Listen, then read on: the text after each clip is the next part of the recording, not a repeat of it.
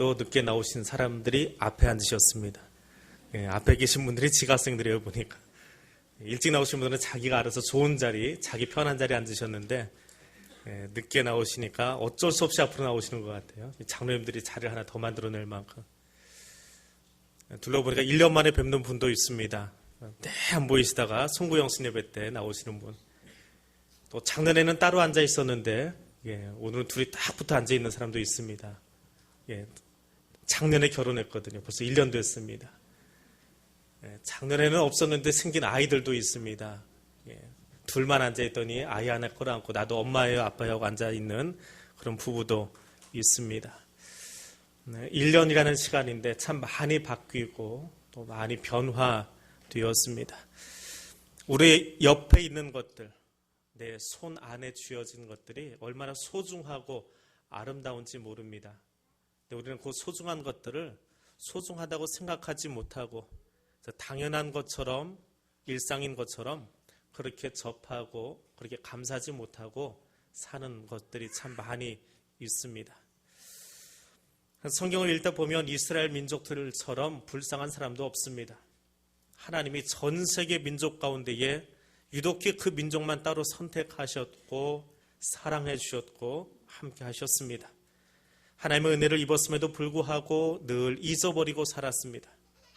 그래서 사사기에 보면 그들은 날마다 똑같은 일을 반복하면서 경험하고 있습니다.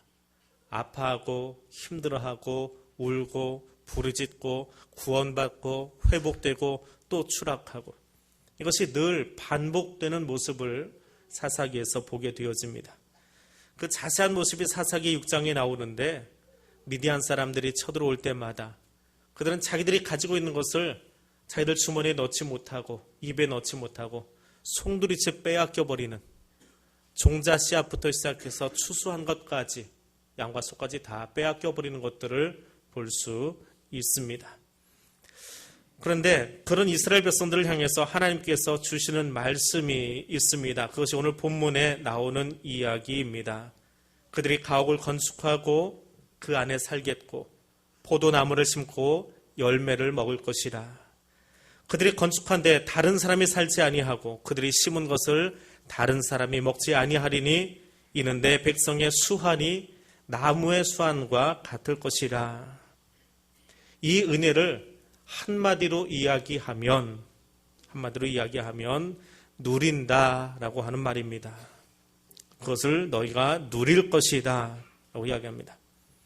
누린다라고 하는 말을 국어사전에서 찾아보니까 무엇을 이런저런 것들을 생활 속에서 마음껏 즐기거나 맛본다라고 표현되어 있습니다. 누리면서 사는 그 은혜, 즐기면서 살 줄 아는 그런 2016년 될 수 있기를 원합니다. 여러분 무엇을 누리고 싶으십니까? 2016년 한 해 동안 물질적으로 마음껏 누리실 수 있기를 원합니다. 기복신앙 같지만 잘 누리시기 바랍니다. 많이 벌기도 해야 되겠지만 기드온처럼 내게 주어진 것들을 잘 관리하는 것이 오히려 더 복되게 사는 것입니다. 열심히 벌면 뭐합니까? 독에 구멍 나 있는데 다 뒤로 새버리면 아무리 열심히 벌어도 그저 아플 뿐입니다. 새나간 것 바라보지 못하고 어디 구멍 나는지 알지 못하고 눈물만 흘릴 수밖에 없습니다. 작은 항아리여도 거기 가득 차 있는 것을 바라보면서 그것을 잘 관리하면서 거기서 얻어낼 수 있는 것, 그것이 누린다 하는 말의 의미입니다. 하나님이 그 땅에 얼마나 풍성하게 주셨습니까? 얼마나 풍성하게 주셨으면 미디안 사람들이 와서 그 땅을 욕심내고 그것을 다 가져갔겠습니까? 진짜인지 아닌지는 아직 모르겠습니다. 나중에 통일돼 봐야, 우리 장로님 기도처럼 통일되고 북한 가봐야 알겠지만 북한 지하에 전 세계 매장량의 몇 배가 되는 석유가 있다고 공공연하게 이야기가 나오고 있습니다. 북한의 기술로 끌어올릴 수도 없고 끌어내봐야 빚진 게 많아서 다 빼앗기니까 북한도 못 꺼내고 중국이나 미국도 거기서 섣불리 덤벼서 끌어내봤자 남 좋은 일 시키니까 못 끌어낸다고 합니다. 제 땅에 있어도 있는데 누리지 못하는 것 같아요. 겉으로 드러난 것만 해도 얼마나 많은 지와 자원들이 그 안에 묻혀 있습니까? 세계적인 히토류, 북한에 얼마나 많이 있습니까? 왜 미국이 북한의 핵무기를 무서워하는지 아십니까? 남아프리카에 있는 우라늄보다 북한에 매장되어 있는 우라늄이 가장 많아서 그래요. 기술만 있으면 그 자리에서 핵을 만들 수 있는 나라이기 때문에 그렇습니다. 그래서 건드리기가 참 껄끄러운 나라라고 합니다. 정말 이 땅에는 여러 가지 것으로 참 많은 자원들이, 참 많은 인적 자원들이 묻혀 있습니다. 5천년, 1만 년 역사 속에 중국이 그렇게 마음을 먹어도 함부로 할 수 없는 나라, 주변 나라들은 제 마음대로 다 쥐락펴락하고 자기 나라로 다 끌어들였는데 이 조그만 한반도 땅은 그러질 못했습니다. 왜요? 대한민국, 이 한반도 땅 국민들의 그 민족성이 아주 독특해서 그렇습니다. 쉽게 무너지지 않습니다. 군대 갔다 오신 분들 그 군가 기억하십니까? 밟아도 뿌리 뻗는 잔디풀처럼. 그러면서 부르는 노래가 하나 있습니다. 유격장 가면 부르는 노래인데 저는 그 노래 부를 때마다 신이 나요. 군가라서 신이 나는 게 아니라 그게 우리 민족성을 참 잘 반영하고 있어서 그래요. 그런 누림의 한 해가 될 수 있기를 원합니다. 마른 떡 한 조각만 있고도 화목할 수 있는 잠언 기자의 이야기처럼 내게 주신 것들을 최고로 알고 그것을 잘 관리하며 누릴 줄 아는 그런 한 해가 되시기를 바랍니다. 누리긴 누리는데 물질만이 아니라 2016년 한 해 동안 평안도 누리시기를 바랍니다. 요한복음 16장 33절에 너희로 평안을 누리게 하려 함이라. 주님이 우리에게 오신 이유는, 부활하신 주님이 우리를 만나기 원하시는 이유는 평안을 주기 위해서 찾아오셨습니다. 평안은 히브리어로 샬롬이라고 하는 단어입니다. 그럼 이 샬롬이라고 하는 단어가 성경에 어디에서 제일 먼저 쓰였을까요? 한국말로는 평안 혹은 평화, 화평 그렇게 번역을 하는데 어디에 가장 먼저 쓰였을까요? 창세기 15장 15절입니다. 근데 그 구절이 참 재미있습니다. 샬롬을 찾아가다가 거기 찾아보고는 이걸 읽어야 되나 하는 생각이 잠깐 들었습니다. 왜 그러냐 하면 구절이 이렇게 쓰여 있습니다. 너는 장수하다가 평안히 조상에게로 돌아가 장사될 것이요. 예, 평안하게 죽으라는 이야기입니다. 한마디로 이야기하면 하나님이 샬롬이라고 하는 단어를 성경에 쓰시면서 가장 먼저 사용한 것이 어디냐 하면 잘 살다가 평안히 죽어라 하는 거예요.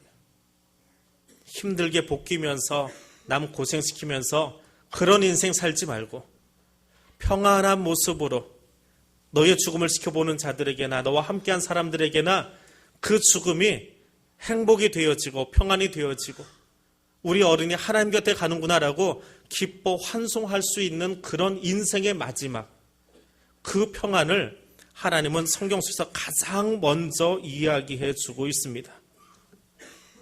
이 이야기가 왜 나올까요? 이 15장의 이야기는 소위 횃불 언약이라고 하는 이야기 속에 나오는 한 구절입니다. 횃불 언약이 무엇입니까? 자손이 없어서 두려워하고 있는 아브라함이 되기 전에 아브라함에게 하나님이 나타나셔서 약속하십니다. 나는 너의 방패이고 내가 너의 상급이 되겠다. 여호와는 나의 방패여 산성여, 이 이야기는 다윗이 먼저 한 것도 아니고 모세가 한 것도 아니고 하나님이 아브라함에게 주신 이야기예요. 내가 너의 방패가 되어주겠다.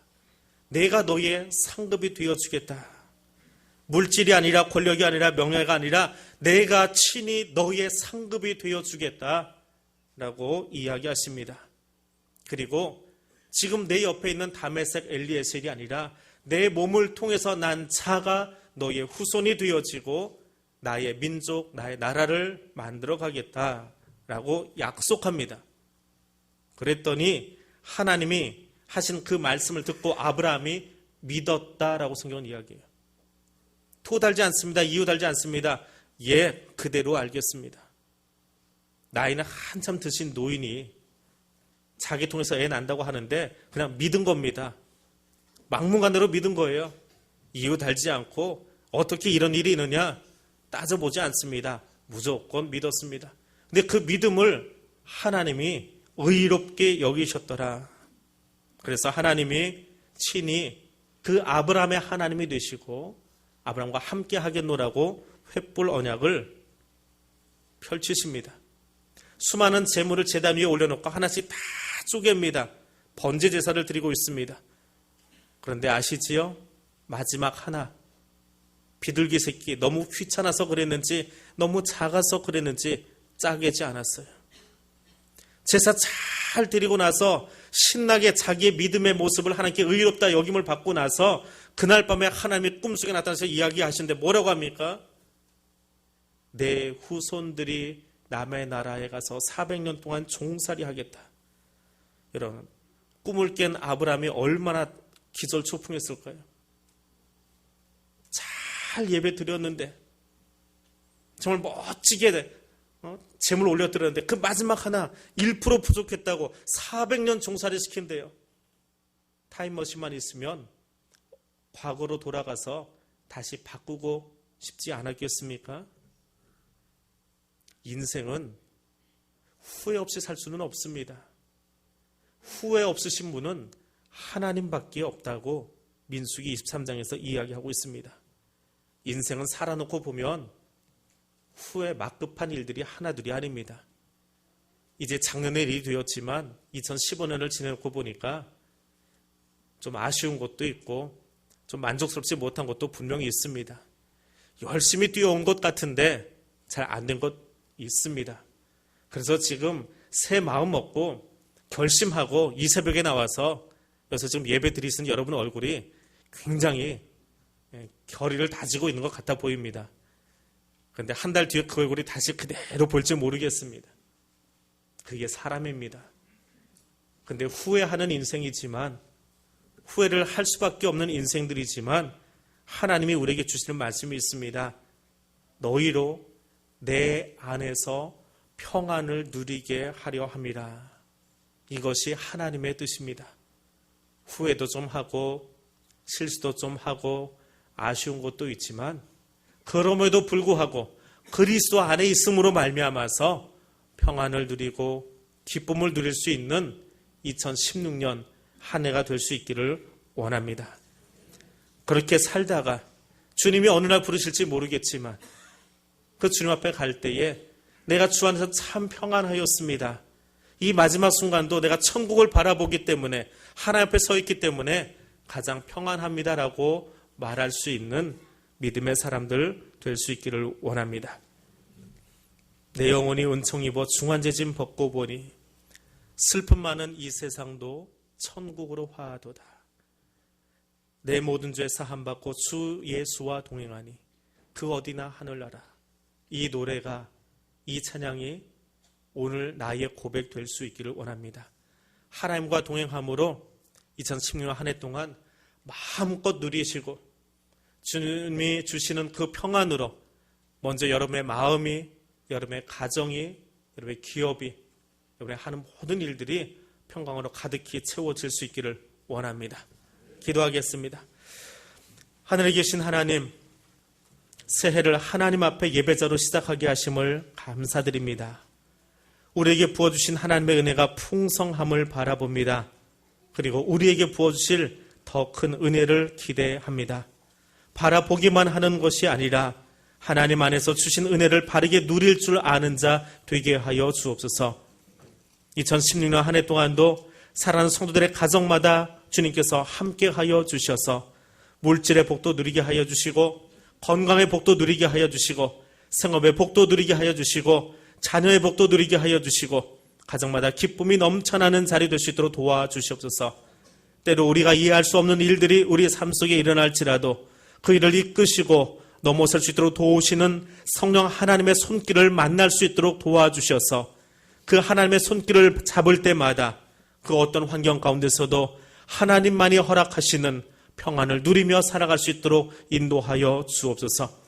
하늘을 시작하며 나의 힘으로 시작하지 못함을, 내 의지로 시작하지 못함을 알아서 하나님의 손 붙잡고 나아가기를 원하여서 이 저녁 주님 앞에 달려나와 이 새벽을 깨우며 주님 앞에 새 날을 시작하는, 새해를 시작하는 사랑하는 성도들의 가슴마다 주님 찾아가 주셔서 친히 왕으로 임재하여 주시고, 친히 저들의 주권자 되어 주시고, 친히 저들의 모든 생의 문제들을 붙드시고 친히 인도하여 주시옵소서.